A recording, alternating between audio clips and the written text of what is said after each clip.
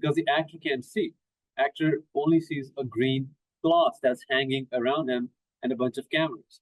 The big advantage here is that the actor can see exactly the location that he is in the film, right? And they can act better. Many actors that have worked into this environment, they say that it creates a huge difference. So that's the big idea, which is, and that's why I'm talking about this, is because it's very similar to VR. Remember how in VR I said that our objective was that we want to be inside a world, right? We want to be fully immersed. But as an actor, when you're acting, if you're fully immersed through similar objectives of technologies, it can create your final product significantly better. Moving on, future and industry. So we're nearing the end of this presentation. So since we're nearing the end, I will now talk about that thing that I had said before, which is the advantages and disadvantages of this approach. Let me go back really quickly right here. So as you can imagine, in this room, this meeting room that we have, this digital meeting room, the first advantage is that sure, it feels a little bit more personal, right? You can see the other people, how they act, because body language is a big thing. Sometimes people talk with their hands like I am doing right now. So people like to move their hands when they talk. They find that it helps them express better. That can happen with this. But the other difficulty is sometimes a meeting does not need to be this expressive. Sometimes you're just meeting to discuss a few agendas, right? That you want to be quick about, right? You want to be fast for the meeting. You don't want to take more time in a meeting than you have because each workday is 8 hours, right? If it takes you like 15 to 20 minutes just to set up your virtual equipment and then you join a meeting and then the meeting will last like what 10 minutes and then you need another 15 minutes to get rid of the equipment. It's a lot of time taken just to do a small meeting. So both of these approaches, right? The regular meeting in person, this metaverse meeting, or simply a Zoom meeting, they all have their advantages and disadvantages. But the main objective that we know is that the technology exists. It's getting better as we speak. And someday, all right, maybe in the near future, when the equipment is not this heavy, right? It's not this much in volume, it can be much simpler to just hop on into a virtual meeting, do that meeting, and then hop back off like super quickly.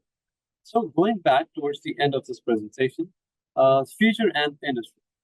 So in the future and industry part, what I'm going to talk about is that what are some other industries that I did not talk about yet that use this technology, right? I have some photos that I will show you. And what's the future? What happens next, right? So this is another photo. Uh, what you're seeing here is a doctor performing a surgery on a digital human, right? Well, when I say digital human, it's not a complete human, it's just a leg. So why are we doing this, right? Because there are some things that you just cannot afford to get wrong. A doctor cannot afford to do a surgery incorrectly. Usually, doctors practice these things on either dead bodies that were donated to medicine by the people that were deceased, right? But sometimes some doctors, if you can't arrange a dead body, right, you can create a situation like this. You have the tool. If you look carefully, if you look very carefully at the image, there seems to be that he's holding a drill, but that's not a drill. If you look just behind the drill, you see this circular thing. That's actually the VR controller that we saw much earlier in our slideshow, in the photo in which there was a guy with a fire extinguisher, right? He's holding a VR controller, but the VR headset that he's wearing, right? And his headset, he sees that he's holding a drill. And he can see where that drill is going, but in the real world, he's only using a controller. And using this setup, you can measure how accurate this doctor or the surgeon was in trying to do their operation.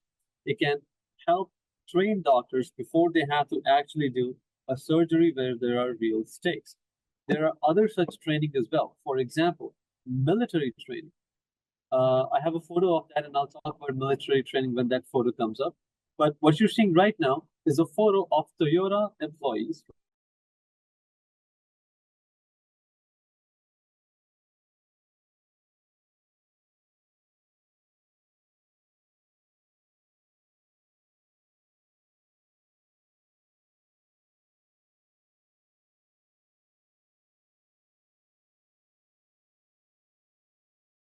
right? Uh,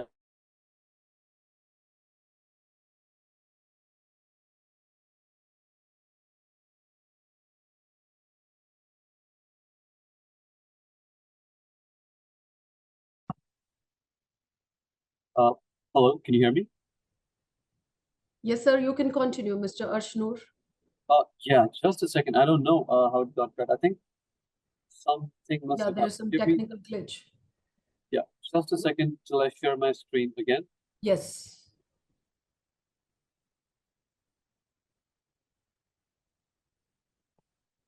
Um,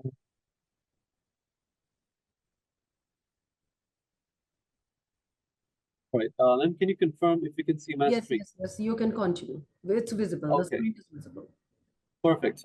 I am sorry about that. I do not know what happened. So again, talking about Toyota. So what this helps with is that the engineers and the designers that are designing the vehicles, right, they can get up close into different areas and see how sometimes things affect them. Sometimes in some cars you have these sections where you can put your water bottle, but your water bottle never fits. Problems like that can be solved with VR because you can create a 3D water bottle, try to fit it in your car, and if it doesn't fit, you know that there was a slight oversight by the designers. And these small kind of things, the experience of being in a vehicle, that's what can be fine-tuned by such things. So moving on, next slide. There we go.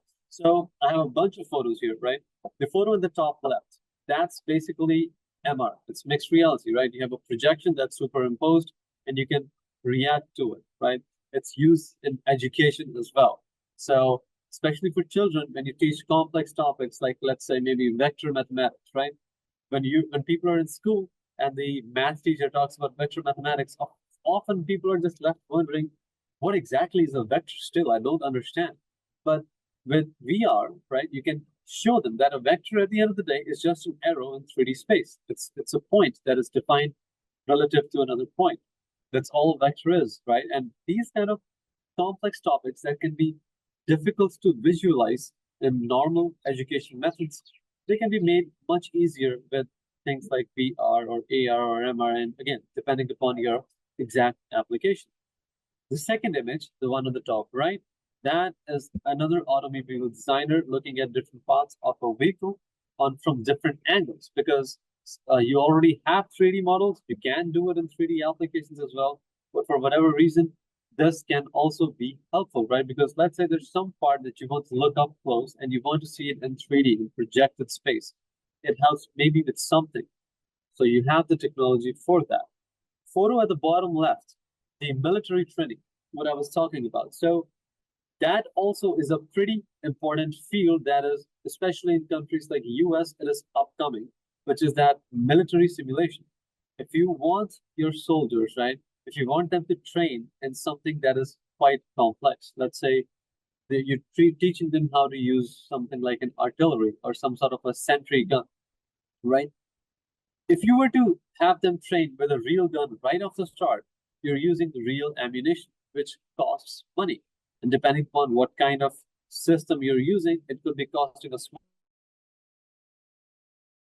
amount of money with respect to a training session, right? So this is where it can help. You can have actual equipment that may look like a gun, that may have the weight of a real gun, so that when the soldier holds that equipment, right? I had those VR controllers. You can have a gun, a VR gun, and it can have the weight of a real gun. So the soldier knows exactly how it would feel when they hold the real thing. It could also have motors inside of it that can give recoil. Um, if you have used